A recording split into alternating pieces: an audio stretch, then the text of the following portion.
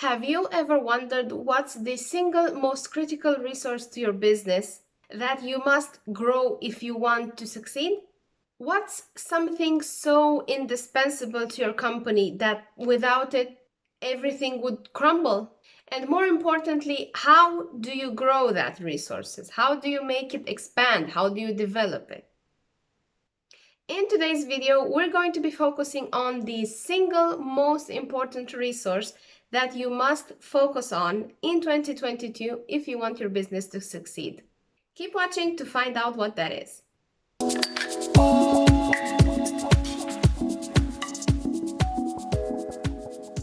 Hi, my name is Roxana and I'm a John Maxwell Team Certified Coach, Speaker, Trainer. And today we're going to be talking about the foundation of what makes a successful business and a few ways you can care for it so that in return it brings you stability, growth, and expansion.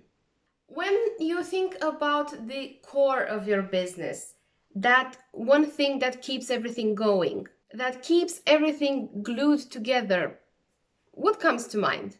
What is the one thing in your business or your organization of any type that if it were to disappear tomorrow, everything would come crashing down? Take a moment to think and let me know down in the comments what comes to mind for you. What is the one resource that if taken out of your business, everything would fall apart? It's people. Yes, you heard that right. It's people. Whether you were expecting this answer or not, the truth of the matter is that people are the heart of your organization. Yes, your product is important. Your processes are key. But think of it this way. What would you be left with if all the people in your business would resign tomorrow? What value would your product, your processes, or your business proposition have in that moment? It's often said that one is too small of a number to achieve greatness. And I agree. Being the leader that I know you are, you must find ways to empower those next to you and grow their potential. That's the only way to achieve something truly significant. If not, look at what happens to an organization that doesn't value their people. The turnover is high.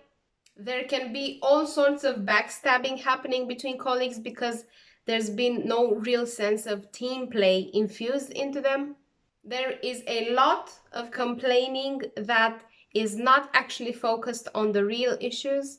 Low motivation, settling for doing the very bare minimum, long days with very low productivity, and much, much more. I'm sure if you own a business or an organization or you've worked in a company before, you've seen at least a few of these and maybe some others that I haven't mentioned.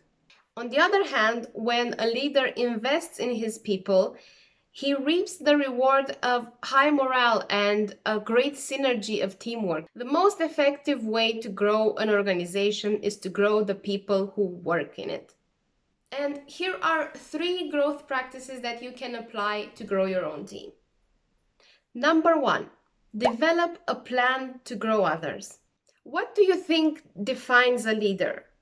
What do you think is one of the biggest responsibilities of a leader? I think it's growing their people so that they can become leaders themselves. I think there are very few things more important than being a mentor for those within your organization.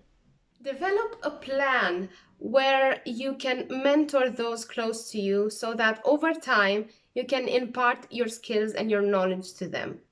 Don't think you must be flawless before you can do that, or you must have reached whatever high level you have maybe in your mind.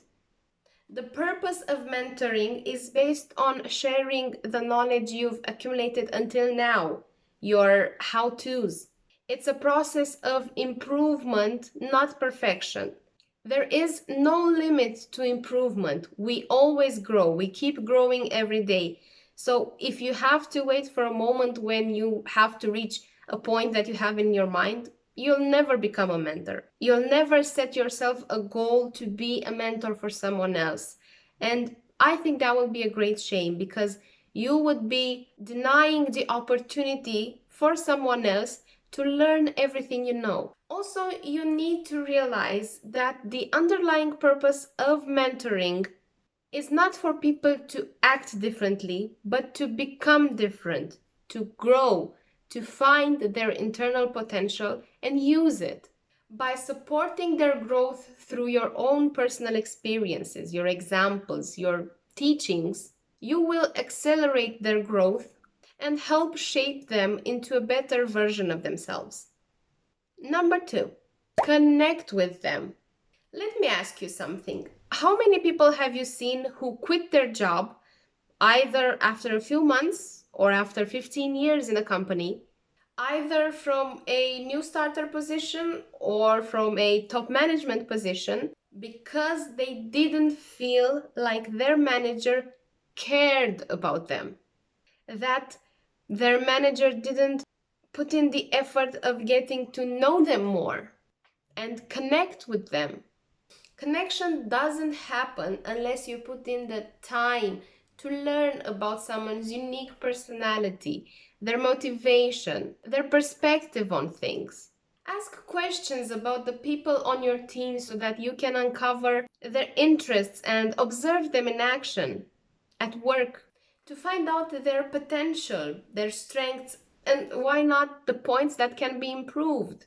Demonstrate the commitment to their success by constantly adding value to them, providing constant encouragement, and making yourself available for questions. Be genuine about it. Approach them from the mentality of our previous point, from a mentor's perspective, with the sole intention of helping them. It's hard to describe how profound just these little things are for a person. Very few things motivate someone more than knowing that their manager cares about them and they want to see them succeed. I know you care about your people, but let me ask you, how do you show it to them?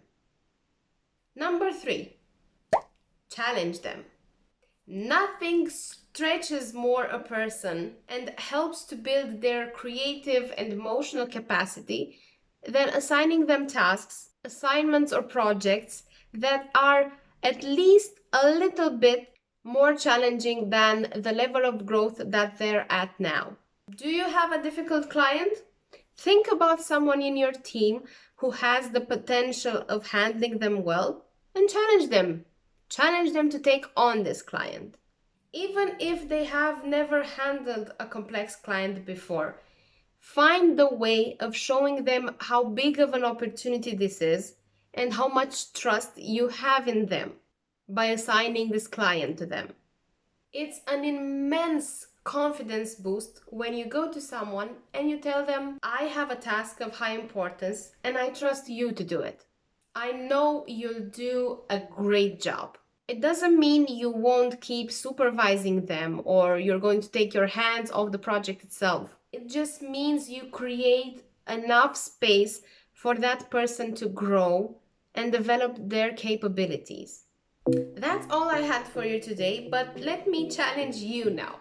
Comment below what's one action you will take starting today to help grow your people. What is that one thing that you can start doing from today and that you will do consistently to help add value to the people who work for you? Either you have a big team or just one person. What is one thing that is easy enough and readily available for you to do that will give you the benefit of adding value and getting value in time in return?